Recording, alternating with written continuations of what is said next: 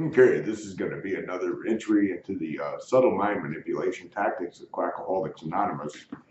And I know I had said before when I picked this up, I would talk about their sixth sense of humor and the way humor and laughter and all other emotions are controlled in those rooms. But I got to thinking about this, and while it was actually on my mind, I thought I would go ahead and touch on this particular topic about the way that cult religion is interested in doing one thing, and that one thing it's interested in doing is self-perpetuating. As a matter of fact, it seems that, all cults are, for the most part, obsessed with keeping the cult going above all. And I pointed out, I think, in other videos about the way that AA doesn't even concern itself with quitting drinking as part of its real objective. Its real objective is to keep the big lie going and to keep recruiting people. But what got me to thinking about this is I was looking through the Orange Paper's website. It's archived. I have an archived link. It was back online for a bit, and now it seems to be back down. The last time I tried to check it, the response times were really, really slow, and some of the links didn't respond, and so I've just been using the web archive to try to, when I want to look up information or when I want to read through something. And there was a page about, there's one of the links on his website that's talking about characteristics of a cult, the different warning signs that you might be in a religious cult. And it's no surprise to me or anybody else probably watching this that AA scores almost a 10 out of 10 on all the cult questions. In fact, I think it does score a 10 out of 10 on the cult questions. But there was one section that was talking about the gurus and how the gurus are always right. And the gurus are often elevated to some kind of godhood status in such a way that they can never be wrong about anything. And even if you point out their imperfections, they have a way of making excuses for it. In fact, some of the old timers that I ran into, when I had pointed out some of the really violent, disgusting things that Bill Wilson himself was guilty of doing, they just brushed it off as, well, he was an alcoholic. I mean, we're not saints in here. You've heard the excuses before. They'll use the line, some are sicker than others, when it comes to the esteemed members. Now, if you're a chronic relapser, if you like I was, you're somebody who's actively drinking, then they don't use the, well, you're just human after all. You're pretty much put in the category of subhuman where they can pick on you and they treat you like garbage and get away with it. And that's not exactly where I was going to go with the topic of this video, but I was just giving you a little legwork here on where groundwork, I guess you could say, what ultimately inspired me to do this one. But there was another entire section when it was talking about the different gurus of the recovery movement, and it was on Dr. Bob. And I never really knew much about Dr. Bob. I knew he was kind of a religious fanatical asshole. I remember I used to read portions of Dr. Bob's Nightmare rather than a big book, and there was some line about if you're atheist or agnostic or whatever it is, I feel sorry for you. And I was really thinking, now what he really means is not about atheists and agnostics. What he's talking about is if you don't swallow the cult religion hook, line, and sinker, I feel sorry for you is what he's really saying. It's funny how many cult members, there was a discussion online about this, how many cult members actually act like the people in the world that aren't hopeless drunks or drug addicts or whatever it is are actually less fortunate than they, because they're not in a fellowship and they're close to God with their one channel line of communication through these 12 ridiculous steps. But it was talking about a little bit about Dr. Bob's life, and it was stuff I didn't know. I mean, I like I said, I never really knew much about him. I mean, in AA mythology, and that's all it is mythology. Dr. Bob is considered this real, patient, kindly old guy, or whatever it is, that, was maybe a little bit more laid back or whatever than Bill W. was. And the truth of the matter is, of course, there is a much different reality. There's a book even written by his kids. It's out of print now. I looked it up online because the Orange Papers mentioned it, but it was describing a really abusive, authoritarian, bullying asshole, the sadistic father, that he was also one of the people that was vehemently opposed to the idea of women being allowed into the program, et cetera, et cetera. When reading about him, it's obvious the AA mythology, like most of the stuff they tell you about the so-called founding fathers or the gurus, was made up bullshit.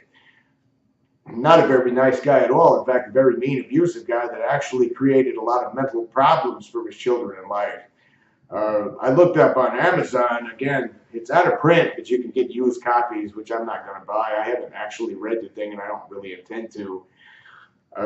But it talks about the mental torment that he inflicted on his children affected them in their adult life. There's excerpts of it in the Orange Papers.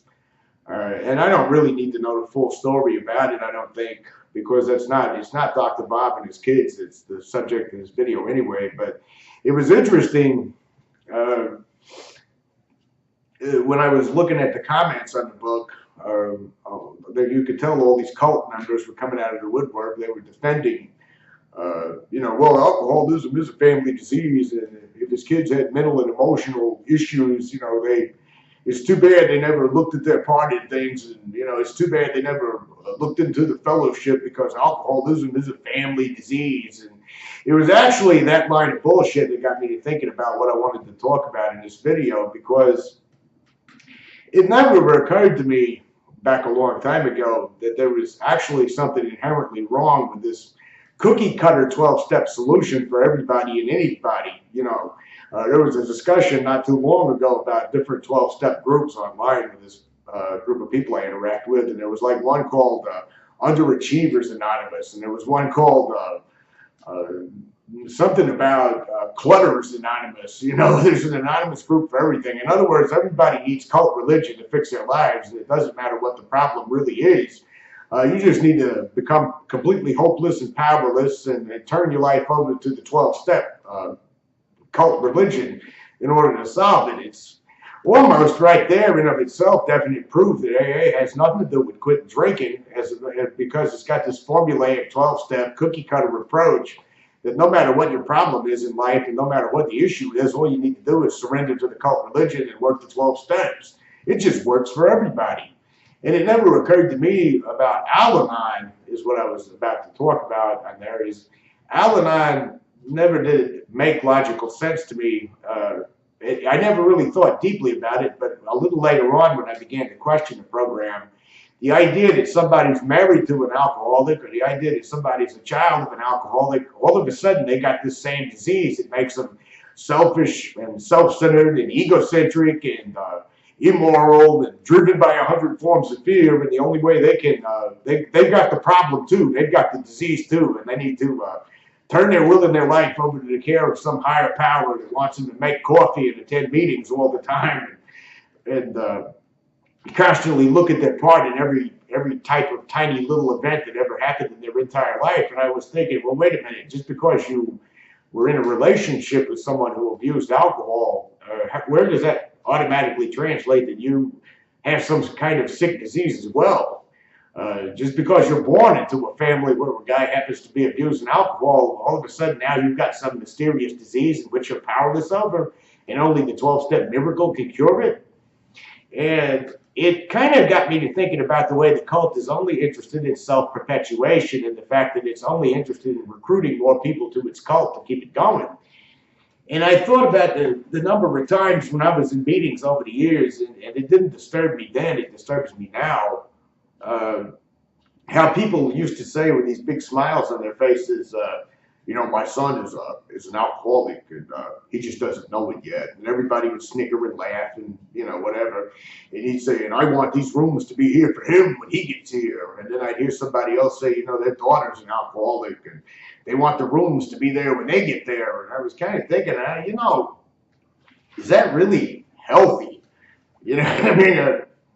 For example, I thought the primary thing that parents want to do is actually protect their kids in real life. Like if you're a parent that suffered through, say, extreme poverty or extreme emotional abuses of some type, and you actually are self-aware about it when you're grown, that you would actually want to raise your children in such an environment that they wouldn't have to endure the same agonies you endured, that they wouldn't have to go through the same amount of things you went through. Or like You know, people who grew up, say, in extreme poverty, they oftentimes will build a better life for their family so that their children, or so that their own family members won't have to endure the hardships and the pain that they endured growing up.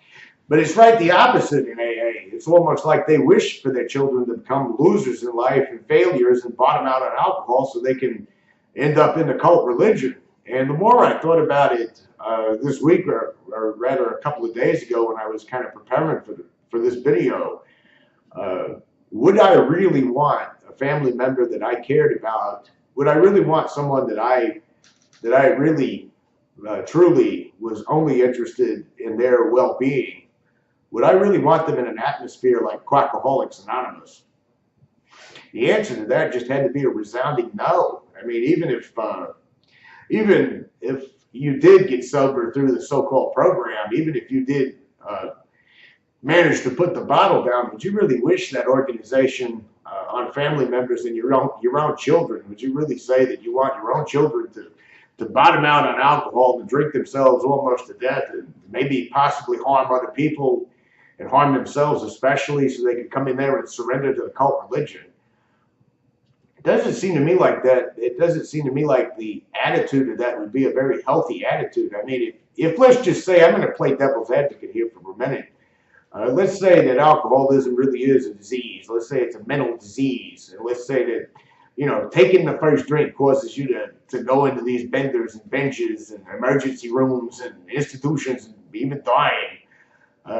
If it was really that deadly and really that serious and really something so overpowering to anybody who imbibed in it, and you believed it was a family disease, wouldn't you start out educating your children at a real young age to stay away from it? I mean, wouldn't you kind of, you know, start out at a young age with your kids when they were kind of old enough to comprehend and say, you know, you want to stay away from these things. These things are bad for you. I mean, you would want to do that anyway, I would think, as a parent. You know, I don't know too many parents that say, you know, drink up and get as drunk as you want anyway. But you would think if somebody really, truly believed in the progressive disease theory of alcohol, that it's not a fucking theory. Hold on, let me stop and back that up. It's not no fucking theory. It's a falsehood. It's a myth. But if you believe that to be true, wouldn't you want to take extra precaution around your family members that could possibly become infected with it? I mean, wouldn't you want to take even more extra time with your children to make sure that they didn't end up falling victim to it? I mean, wouldn't you want to wish them to have a normal life away from being stuck in a room full of con artists, liars, and charlatans, con artists, and thieves, and sexual predators? Would you really wish? Would that really be your goal in life for your kids? Well, they're one of us and they don't know it yet. I hope they drink themselves into jails and rehabs, and I hope they lose everything they got, and I hope they lose everyone they love so they can end up in here a slave to this cult religion. It just seems like a very bizarre attitude to take. Even if you thought the cult saved your life, wouldn't you still want to prevent people from having to get to a level where they would need it? In fact, it sort of, to me, actually drives home the theory further about the cult religion. It would seem to me like if you were someone who was, let's just say, hopelessly addicted to alcohol, you would not want someone you loved and cared about to go down that same road. The last thing you would want is to wish them to be in AA meetings, especially given the type of vile filth that's in AA meetings. But then I began to wonder, with what I said earlier about Dr. Bob and his abusive, shitty nature. And I began to think about some of the old timers I knew in Quackaholics Anonymous, some of the ones that I unfortunately got to know all too well when I was living with one piece of shit that was in a program when I was renting from him. And I keep coughing. I've had some sinus issues today. But anyway, the more I got to know these people behind closed doors, in terms of personal life, in terms of their own personal families, they were conspicuously still the same type of supposed scumbags that they were before they got into AA. In other words, you know, they talk this great talk about how AA made them fathers again, or how AA made them, you know, productive members of society again, and all this other stuff. But it seemed to be just that. It seemed to just be talk. in their real lives, 90% of the ones I met neglected their children. They ignored their families. They cared more about what the people in the cult thought of them or perceived them as than they really did about applying any kind of even just basic core human value, I guess you would say, or consideration to their own family members. In fact, they were shit to their children. They were shit to their shit to everyone around them for the most part. You know, there's a kind of this thing in AA that goes on where it's mainly just about how the cult religion perceives you in the rooms. As long as you're able to talk a good talk, then you're, you know, sacred in their eyes and can do no wrong, even if you're doing something very vile. And it kind of reminded me of something that I read somewhere. I don't know if I could quote the book or the article. I can't remember exactly where it was. But it was talking about narcissistic personality disorder. And with narcissists, a lot of the times it said they're not totally in love with themselves. They're in love with this so-called perceived image of themselves, this image that they build up for the public to see. And the image, of course, is a lie. And they want you to believe that image is real. And they spend all their time cultivating that image. When underneath that image, there's really nobody, nothing at all. And we're talking about the actual personality disorder. I mean, we're not talking about basic, ordinary human beings, you know, who, you know, every day in my job at work, I'm all professional and I act like that, you know, I'm overtly courteous to these customers that I don't really give a shit about. I mean, some days I really don't. Some days I really enjoy helping people. It kind of depends on what kind of day I'm having. But, you know, I maintain a professional attitude when I'm working. We're not talking about that type of thing. You know, it's one of the things I also hate about the cult religion. It takes these psychological terms and just tosses them around loosely to where, you know, everybody's a sick fuck like they are. You know, they have to drag everybody down to their level. But with narcissistic personality disorder, they're obsessed with creating this image, according to what I remember reading. And it's an image that they want everyone else to believe in and idolize that image. They want that image to be idolized and not the real them. If there is such a thing as a real them, it doesn't. For a narcissist, it's probably you know, like an insecure coward or something, which is what most cult members were. I found out underneath the surface, but it sort of made me realize as I was reflecting on that these people really didn't give a shit about their family members. In fact, most of them probably didn't even care if their family members ever got better. I know that, for instance, that pile of shit that I used to rent from that would buy food stamps off of his own daughters, he wasn't interested in them getting off their substances that they were hopelessly addicted to.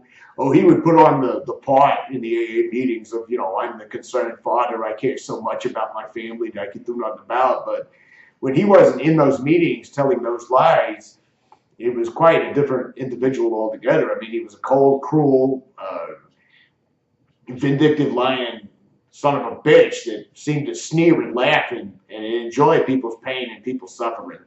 For instance, I remember one clear-cut case. In fact, I never forgot it. It was during a time when I was already starting to kind of move away from the cult anyway. I was already getting fed up with it. But there's this halfway house owner, for example.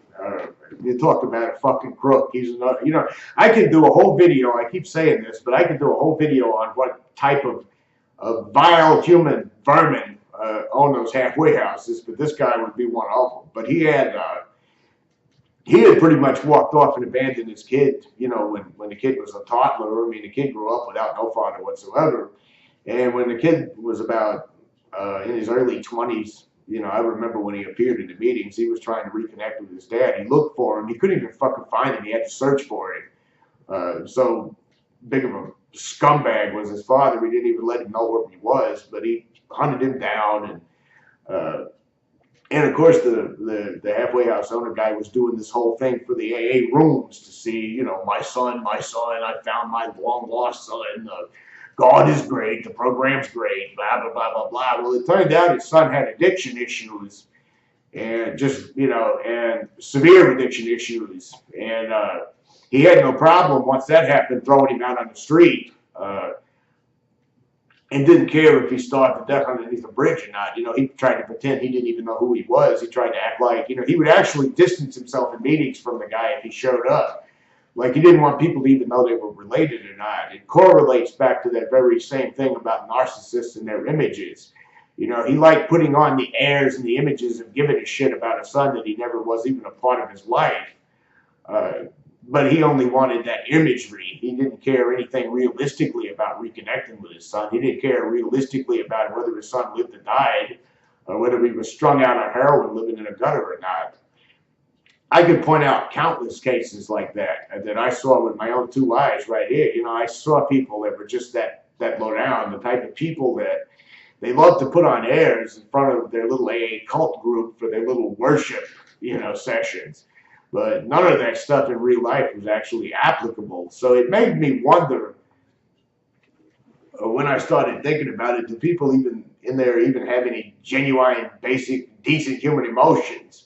I realize that decent and value and all of that are somewhat subjective and open to interpretation. But I mean, let's be honest, is there any way to argue philosophically or spiritually or whatever that it's justifiable to let your son freeze to death underneath a bridge, strung out on heroin, while you drive your fancy fucking sports cars around and you charge people an arm and a leg to live in your slum tenement halfway houses? I mean, I don't see any way you can argue that as being anything other than what it is, you know, which is a piece of fucking shit. You know, I don't, if you could defend somebody like that, or would even want to defend somebody like that, like AA would do, you know, oh, well, he's just sick, that's all. Some of us are sicker than others. Isn't it really funny how they have an excuse for every kind of vile human behavior in the book, unless you're an actively drinking. If you're actively drinking, all bets are off. But if you're a guru in there and you're totally obsessed with perpetuating this image that doesn't exist, then you're perfectly fine. And is it really true that the cult cares about anything more than just self-perpetuation and imagery? I mean, if that guy, if, you know, newcomers come in, they're more than happy to try to sell them their lies and sell them their dogma, and just long enough to get them hooked and addicted to the cult, and then they do the 360-degree turn and tell them, you know, haha, you can never leave, or if you do leave, you'll die. It was just something that made me think about enough that I realized that a telltale sign of a cult would be the fact that you would wish openly to meet approval that your children would end up drunk and drug addicted and in need of the religious cult. That's the type of image you have to portray in the rooms of Quackaholics Anonymous in order to gain even more notoriety and acceptance, you know. Come to think of it, I never heard anybody in meetings say, you know, I grew up, my son grew up in my household, and I educated him about the dangers of drinking at a real young age, and you know, he's 17 or 18 years old now, and he ain't never touched alcohol in his life, and I'm proud of him, and I'm always, you know, riding his ass and telling him to succeed, and, you know, succeed where I failed in life. I don't recall ever hearing anybody say anything like that in a meeting. I don't recall anybody ever saying anything about how proud they were that their kids never turned out to be drunks or drug addicts. All I saw was people usually tossing their kids under the bus and saying their kids were fucked up like they were, and we're going to need this program one day, and they wanted those rooms to be open for what was so freely given to them. I mean, it's really repulsive, I mean, is the only word I can use for it. I realize I use a lot of adjectives on this channel when I get to talking about it because the whole thing does disgust me so much, but it would be repulsive to actually wish pain on the people you supposedly care about in the hope that they would have to fall for cult religion. I mean, does it really need any more explanation than that? Does it even really require a whole entire video devoted to it? I mean, just think about that for a second.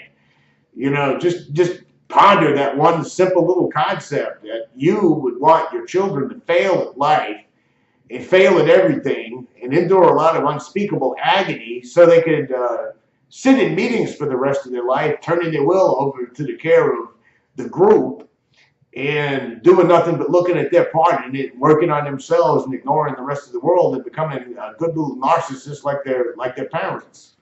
There's just something inherently wrong with that. There's just something really wrong with that.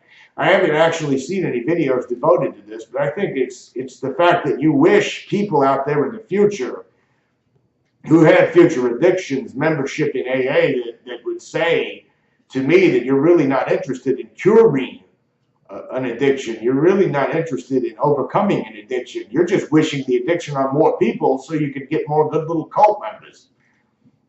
I guess I've about run out of steam on that one. But that was kind of the run of my thoughts before I got started on that. So that'll be all for this episode of Subtle Mind Manipulation Tactics of Quackaholics Anonymous. Hopefully I'll see you guys either next week or in 2 weeks, depending on my work schedule. Later.